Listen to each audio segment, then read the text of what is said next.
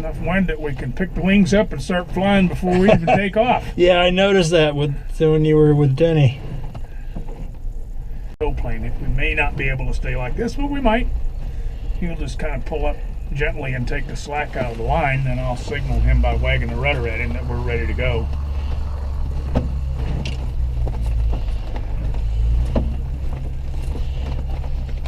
Well, you got a You're minute. a pilot, right? Yeah, I was. Good. A very long time ago. Do some of the work then when we get up there. Everybody else did, so you might as well too. They all had a good time with it, I think. Here. Okay, he's got the slack out, and I'm going to wag the rudder at him and tell him we're ready to go. He responds, and here we go. Hang on. We're off to the races. Dan took it sleigh ride. We have a launch come in. Just kind of float along here. We'll get airborne before him. And then just follow him on up.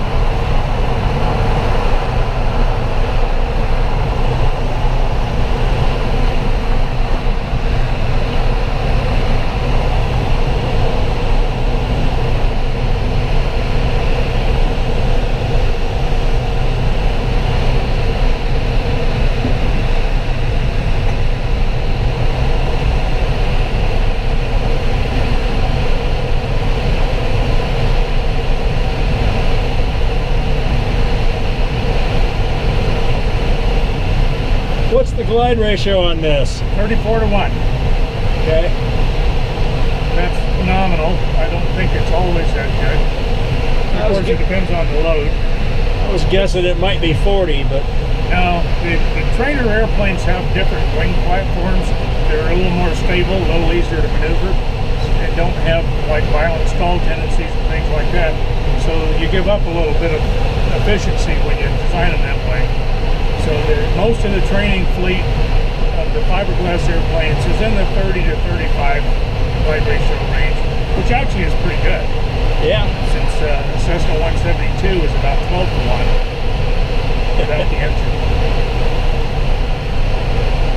So they're actually, all things being equal, fairly efficient. The single place gliders, I have a single place glider that's made by the same company that built this aircraft. My glider has a glide ratio of 43 to 1. And that's by no means the biggest and best that's out there. They have them up around 60 to 1. But they also have great big giant long wings, which means a whole lot more money. Yep. I thought they were pushing 80 to 1. They have one that supposedly is. It's in flight test. It's called a Concordia. I don't know much about it. I know it has a 100-foot wingspan. And that alone tells me it's going to be very, very difficult to fly. But the guy that built it and designed it, he's been doing stuff like that for many, many years. So if anybody can do it, he can. The problem when you get them that large is you can't go anywhere with them. You can't put them in a normal airport because they're too big.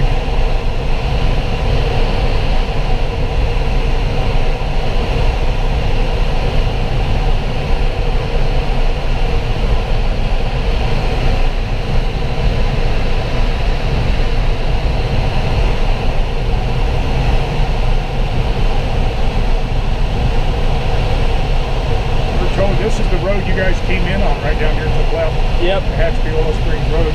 Yep. We came up that way. Man, it amazes me how the windmills have seeded like mad. I know. These big ones right here, right below us. Yeah. Those have all been put in within the last 6 or 7 years. I'm told, I don't know this for certain, but I'm told that they cost $16 million a piece. And none of the components are made in this country, so I don't know how long it takes to recoup that investment, but I'm sure it's not overnight. Well, they've got them all the way out the valley. Oh yeah. Well, they're putting in a lot of solar panel farms too. Yep. All out in the valley out there. And, I like the idea, but I'm not totally on board with the practicality of it because I don't think it's as practical as they'd like us to believe.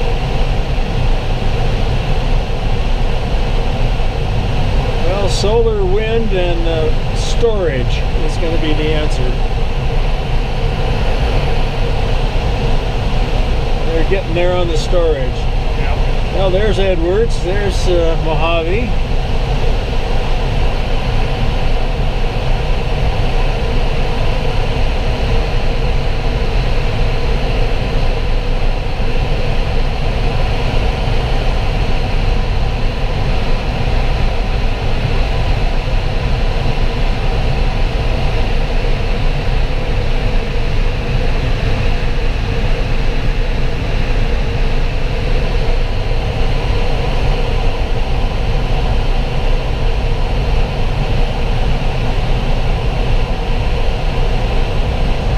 Down in the Los Angeles area also, or?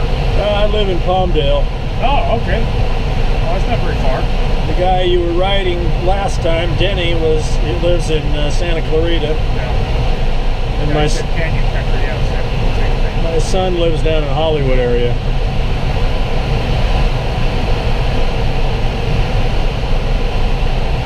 So you're responsible for talking him into this? Yep. Cool.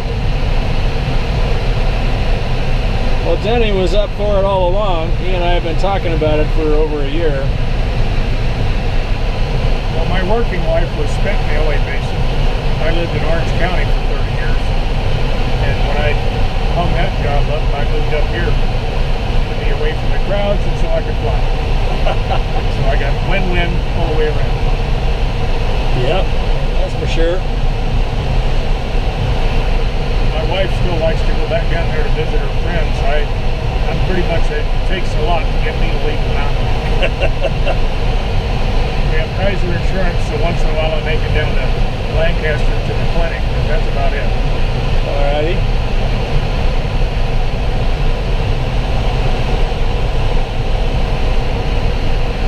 Well, I've been in Southern California for a long time, then we moved to Georgia for a while, so that I could work on the F-22. I came out here and spent 4 years at the Edwards on the F-22.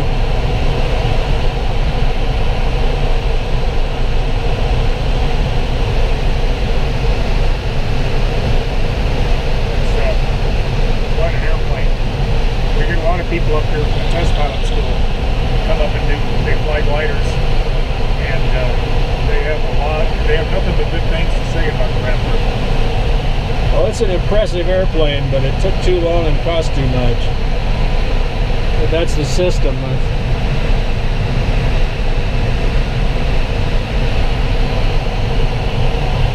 A lot of the avionics parts were obsolete before we got it operational. Well, I think that's kind of the case with anything anymore. Computer parts growing so quickly. Yeah. Nothing can keep up with it. So make it modular so they can change it. And adapt it. Well, it looks like we're about there. Just about. Go ahead and get a hold of that yellow knob and give it a pull straight to the rear. There you go. We'll turn right and he'll turn left to guarantee separation. Alrighty. And we are on our own. I'm going to trim us up to about 52 knots, which is going to be close to that yellow triangle on your speedometer. That's our best L over D speed.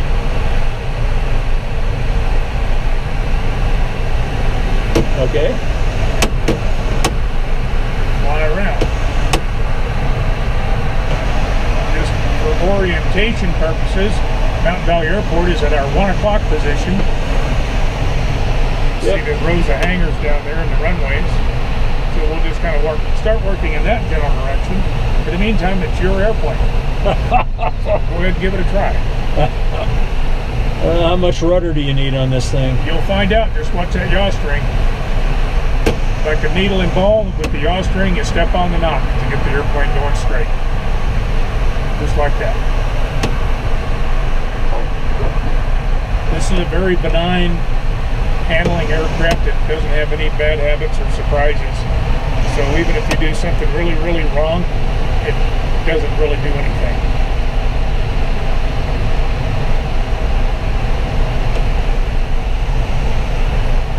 Only trouble with flying one of these things is you got to pay a lot of attention. You know what? That's an interesting comment on your part, because my dad was an Air Force pilot for 30 years. And after he retired, he lived in Orlando, Florida. And I went down there and took him out to the local rider port and took him for a ride in an airplane just like this.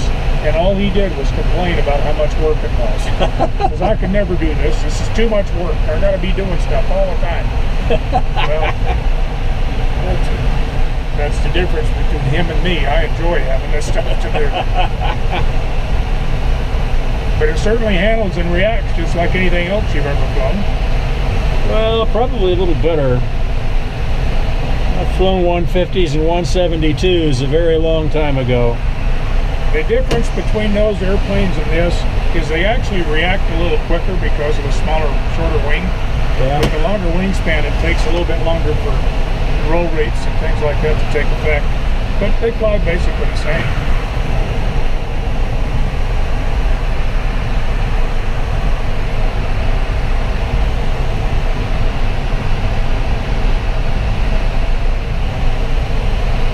Well, I used to really like to fly, but mostly to look around.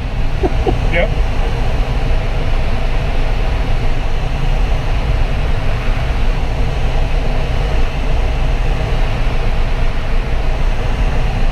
With glider pilots, and not this time of year because there's not much conditions to generate it, but in the summertime we're always looking for lift. We're always looking for ways to get more altitude to make the flight longer. Yeah. And when we go out and fly, if we can't stay up 3 or 4 hours, we kind of think of it as a wasted day. You do any ridge running? Yeah, some. We don't do it. We don't get a lot of conditions around here for that because the mountains are, in the summertime, they're oriented the wrong way. Yeah. In the wintertime, they're real good for the Pacific Northwest storms that come rolling down through the San Joaquin Valley. We get mountain wave off of those and can go up to really, really high altitudes. Yeah. Like where the airliners fly. Cold as hell up there. Yep. The highest I've ever been is 26,000 feet. That was right over Mojave Airport. Yeah. And it was 40 below zero. And I thought I was going to die. In fact, I was still going up. I terminated the flight and started back down because the cold was getting to me. I got cold sore. I can believe that. My feet wouldn't even move. Yeah, the feet would take it the worst. Yep. But there is a soaring award that glider pilots aspire to if you can get to 25,000 feet. So going to 26, it got me that one. So that's kind of a personal sense of accomplishment. That's pretty impressive. I have no desire to go do it again. I'll stay down there where it's comfortable. Although in the summertime when it's 100 degrees at Mountain Valley, it's certainly nice to get up around 12 or 15,000 feet where it's down around 50. Yep. Are they still flying out of Crystal Air? Yes, they are. It's a 3, sometimes 4 day a week operation. Friday, Saturday, Sunday, sometimes Friday, Saturday, Sunday, Monday. But they are still flying. They do a lot of wounded warrior stuff down there. Yeah. So they have a couple of airplanes that are specially set up with handicap controls. So they bring guys up from the LA area and take glider rides, which I think is a really cool thing. Yep. They're always looking for volunteers to come down and be pilots. And the schedules just have never meshed for me to do that, but I think I would enjoy it. I like giving back, especially to those that are willing to give for me.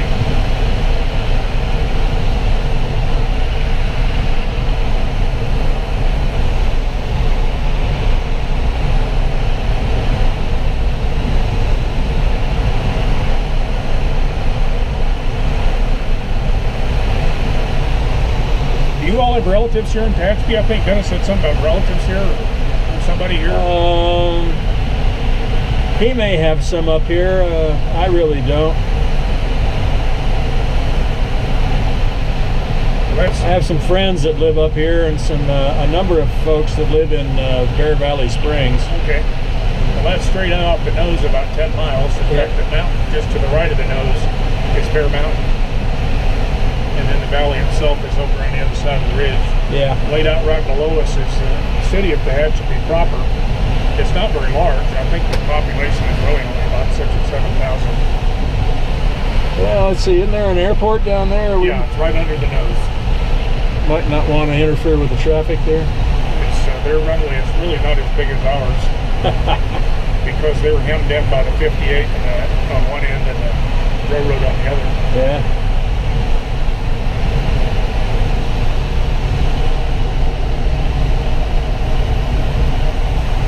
But they're only 2 miles apart. So we see their planes flying around a lot.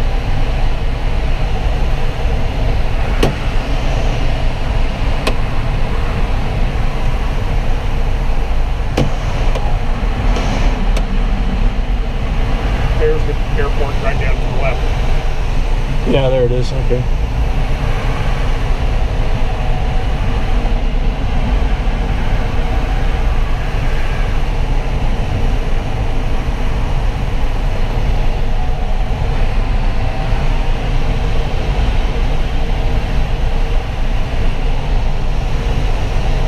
They don't have nearly as much activity as we have because we do a lot of flight training. Huh. So, and there's a couple of freelance instructors that give flying lessons here at Municipal Airport. Yeah. But that's about it. They don't have a lot of activity. Huh. Aviation fuel is around $6 a gallon right now, so Yeah. it discourages people from going out and just burning up gas.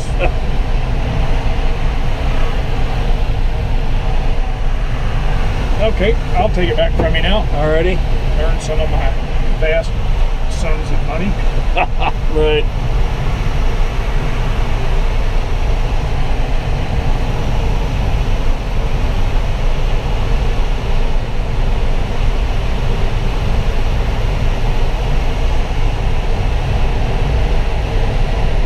Haven't seen anything fly. Well, on the first flight, we saw one airplane. That was it. Nobody out flying today. Huh. Kind of unusual. I think probably tomorrow Yeah. there'll be a lot of flights through the valley here going back and forth from Antelope Valley to San Joaquin Valley. Vacation. Holiday people going home. Although the weather's supposed to turn a bit. That's right. In fact, it's supposed to snow on Sunday. Yeah. Last I saw was 100% chance of snow. That's right. I don't know where I have to go. Refrigerator's full of beer. I'm good.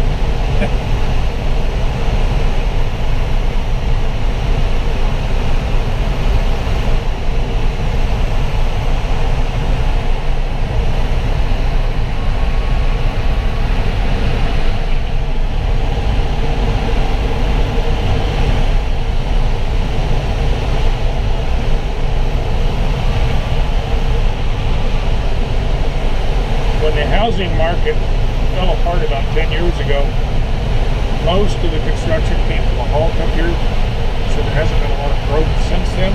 Yeah. But in the 10 or 12 years prior to that, all the, like down below, all these houses were built, and the area experienced phenomenal growth. It's funny how the economy is its own little level of playing field restricted and things like that. That coupled with the fact that there's no industry here, so the Right. people that live here that work, they have to drive down and work in Lancaster, Palmdale, or go down to Bakersfield. That's an hour each way. Well, there's a fair number of folks that work at Edwards that live up here. Yes, there are. But other than that, I can't think of any, major concentration of jobs that No, there's nothing. are accessible from here. There's certainly not jobs that actually put food on the table. There's, fast food restaurant, minimum wage type jobs.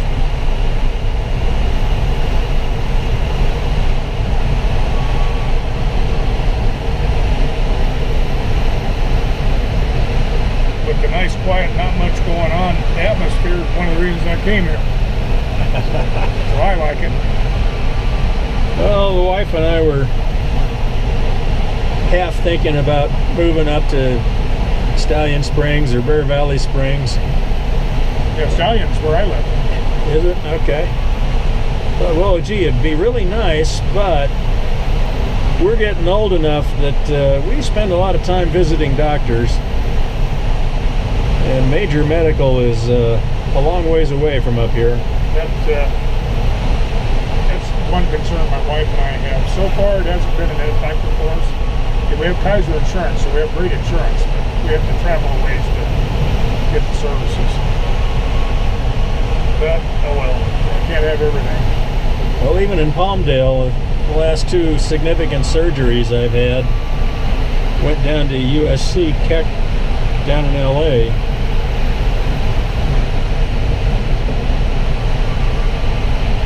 So that was a good distance from home even then.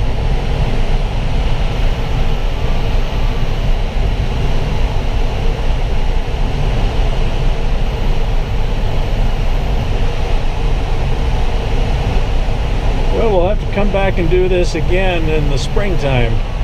Springtime or even late spring, early summer, when there's lift up on the mountain. Go up and fly around the mountains for a while. Fly with the birds. The last summer, early last summer, they had some bad fires over on the coast around San Luis Obispo. Yeah.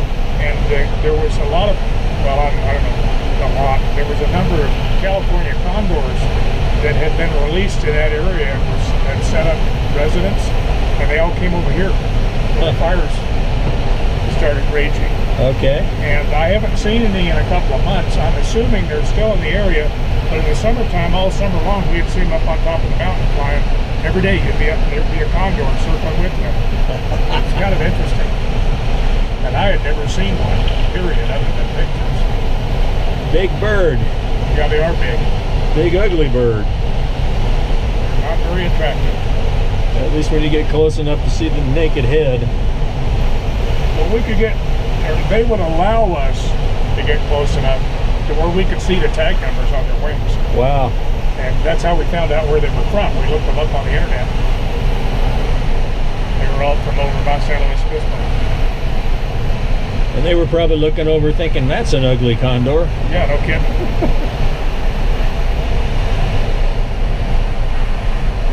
But they were native to this area. There used to be a lot of them here. Back in the 60s, I guess, 50s. Yeah.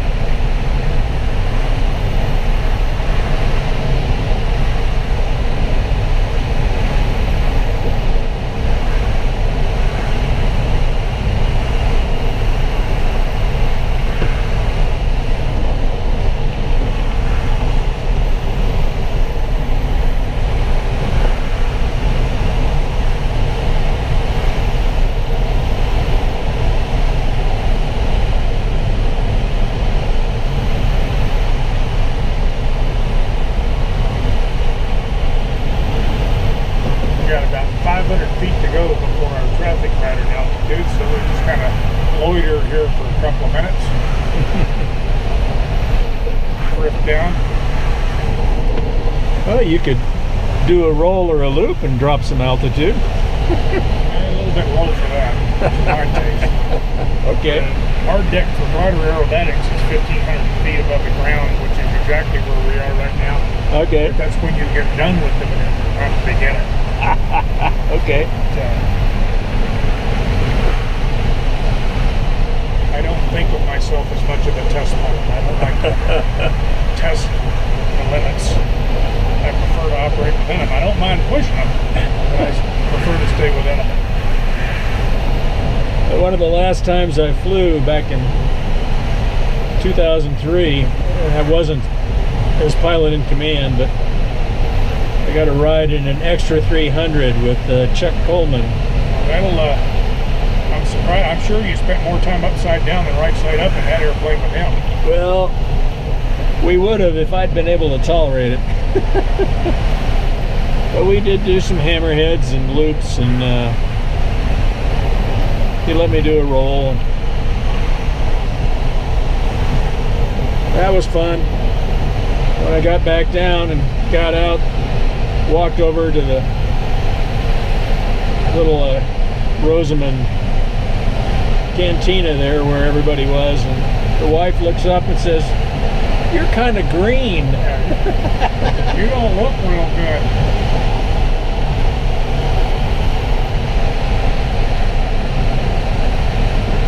That's that control opening we were talking about before.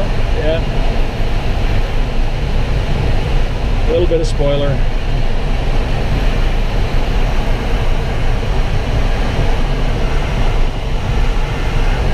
The entry point for our traffic pattern is this retention pond. It's right down to the right here. Okay. So we'll kind of fly over it and get ourselves set up with our semi-rectangular pattern. And the glider, the patterns don't tend to be quite as rectangular because you're always compensating for the wind. So we're always kind of, we want to maintain the ground track, but we might have to fly a little sideways to do that. Well, I used to have to do that sometimes at Van Nuys, Yep. the small airplane. Especially during the Santa Ana conditions. Yeah. With a high wing airplane, that's where I learned the one hung low approach. Yep.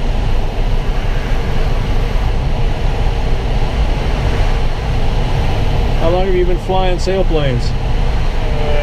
25 years. Yeah, I started in 1988. Okay. I started flying power in 1969. Yeah, all I right. got in Riverside. In the late 80s, I discovered gliders. Although I fly power now, I fly the tailplane